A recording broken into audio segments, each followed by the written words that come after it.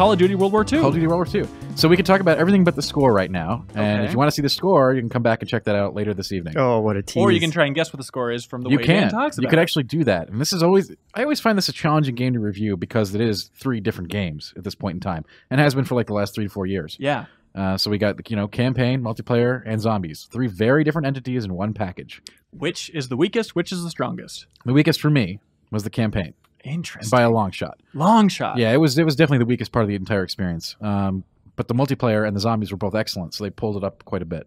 Wow. Okay, I'm interested in the campaign, yes. So I'm sorry to start on the negative, but it seems like you were the complete flip last year with Infinite Warfare, where that campaign was like, wow, this is really ambitious, and people didn't really talk about it that much, I feel like. So what's the downfall of the campaign this year? Okay, so we have it's World War II, right? So you're kind of within a historical confines in crafting your campaign, which is great, right? It should be accurate and, reverent and authentic. And, it is in shaping those battles and the context for those battles. However, the squad itself, it's ripped right from Band of Brothers, Saving Private Ryan, Platoon. That's basically your characters, all right? Those 3 movies together. Some of the scenes, I remember that scene from Platoon. They're a studio that clearly love movies. Remember there for the Advanced Warfare cover, I remember they had Black Hawk Down playing on loop in the kitchen. Remember here this time, they have Inglourious Bastards playing in the kitchen. Right. It's like that team loves movies maybe too much. No, I think that's, you can definitely see a clear, I don't want to say they're not ripping from it, but there's serious inspiration from those other works. And unfortunately, it doesn't resonate like those do. I love all those movies. Sure. I get into them pretty hard, but there's no emotional attachment to anyone in the squad. And the dialogue is kind of no, it just didn't do it.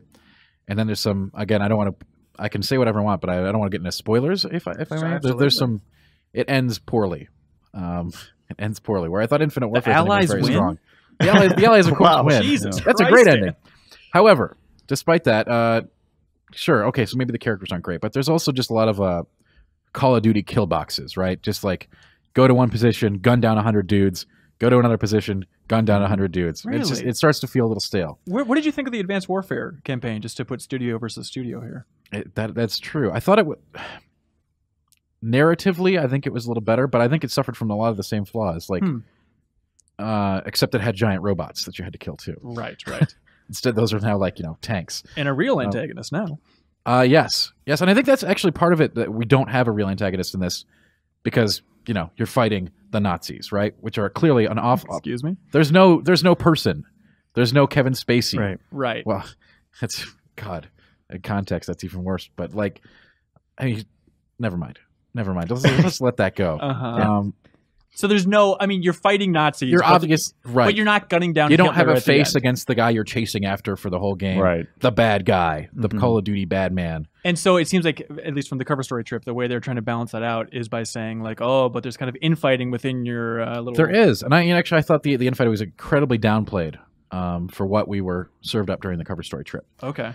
What's the most interesting way you get to kill a Nazi? Great question. Do you get a hatchet? I don't want to spoil it. There is a great way that you kill a Nazi, and I want to talk about that a little bit. Sure. A little bit here, and that's in a mission that you do not fire a gun. Okay. So, although your squad may be kind of depressingly boring, the other characters that you do meet and interact with and play as in some situations are fantastic. The French Resistance Lady. Lady Rousseau is amazing, and the 2 British SOE agents, Vivian and Crowley, they are also amazing. They add a lot of flavor to the segments they're in. That's Sony Online Entertainment, Jeff, just in case you were confused.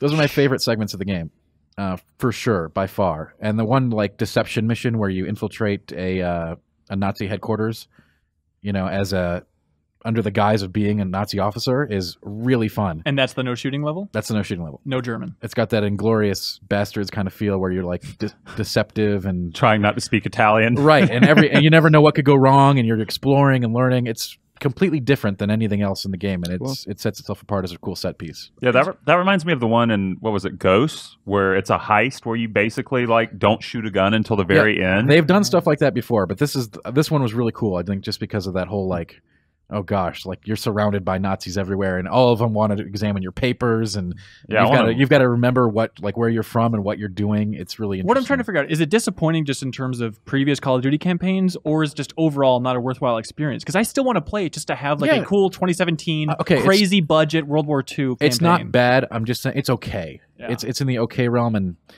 And that didn't do it for me in World War II style. It just didn't.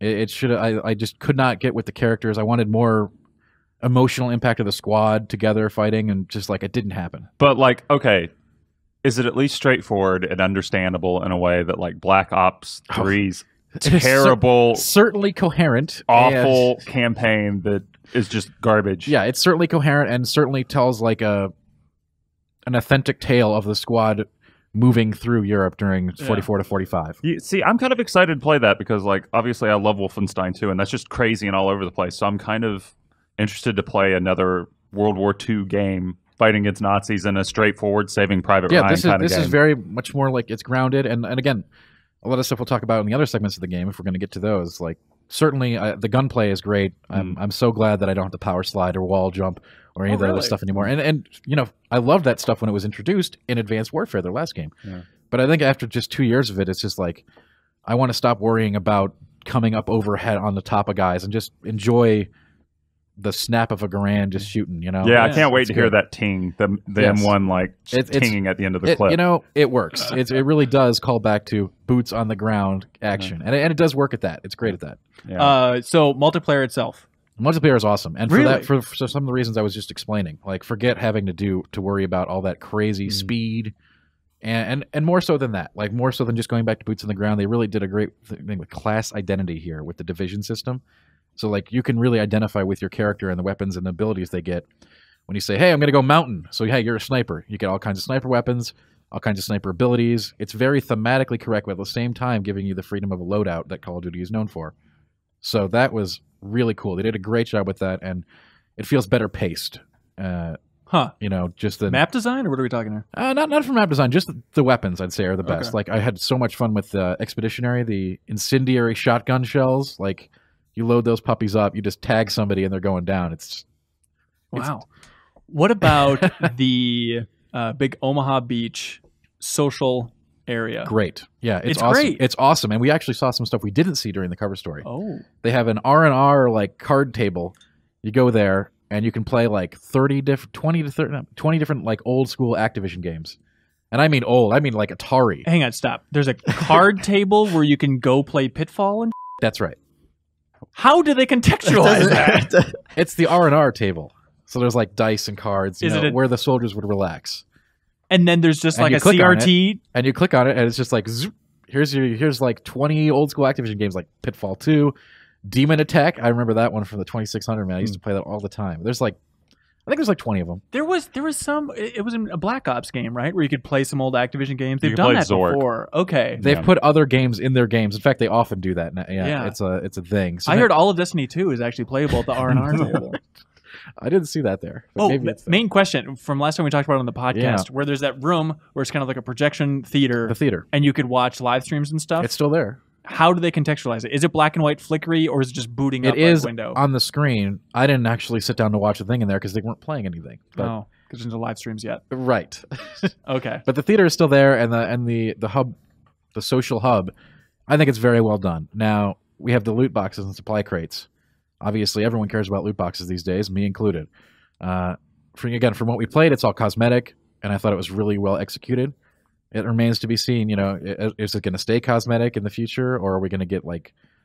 I would particularly hate it if they start introducing the Snoop Dogg weaponry into World War II context. That seems really not okay. The message from the cover story, if you remember, it was a lot of like, day one, it'll be super authentic. And the fact that they would couch it so heavily with like, when we start, it's going to be cool and legitimate and authentic.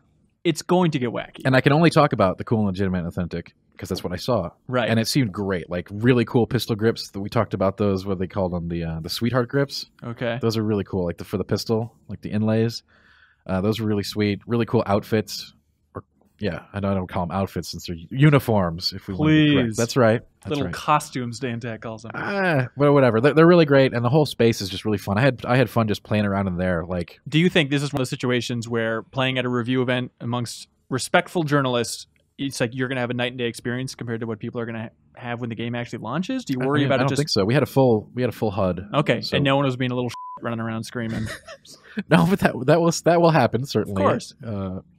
in gameplay. Yeah. So is that like the most interesting thing out of multiplayer? Is just that it's definitely in a space that I don't see. You know, we talked about this when we were out there at the cover. Like, this is not something that's going to go away now that they've introduced it. This is a door that's opened, and I think it's going to carry forward. And I absolutely do think that now. It feels very integral.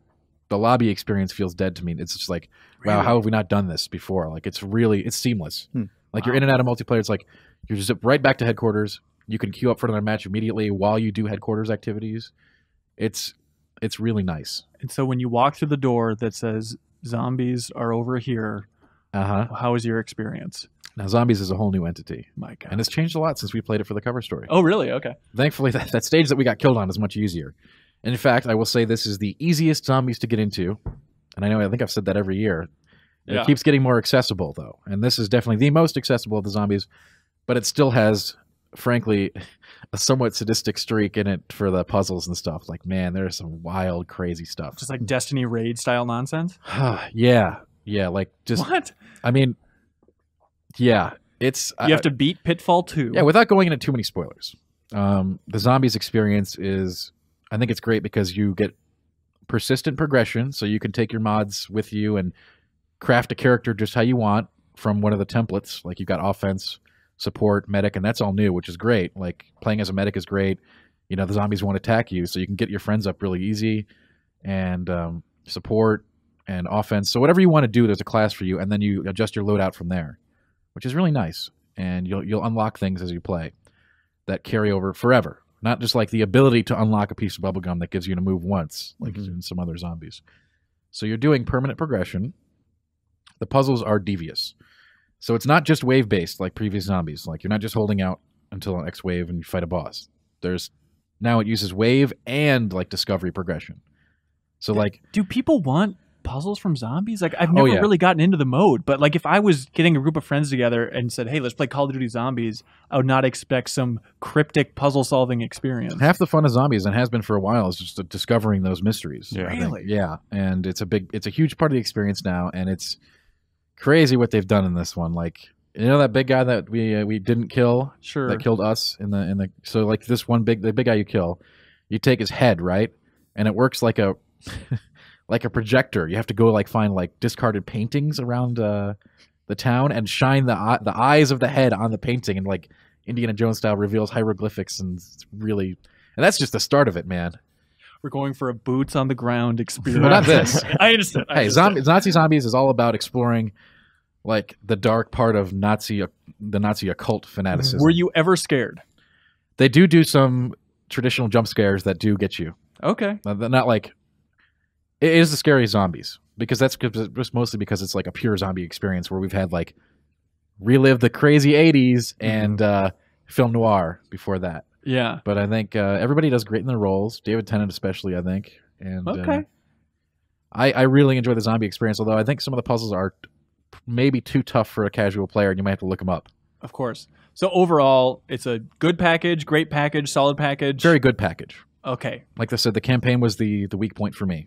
Okay, not the strongest Call of Duty package ever, but nearing the middle to upper 2 part out of that of 3 is pack. pretty good. And again, Okay. I didn't say the campaign wasn't terrible like Black Ops 3. Sure. Like, it wasn't an incoherent, rambling mess. It plays. It's a robot. You go through it fine, and at the end I was like, okay, you know. Okay. I didn't have I wanted more. All right. I wanted more, and I expected more, frankly. Thank you so much for watching this excerpt from the Game Informer Show podcast. You can subscribe to the audio version and listen to new episodes airing every Thursday. We cover big games on the horizon, games that we've just reviewed. We have long-form developer interviews, a lot of fun stuff. So check it out every Thursday.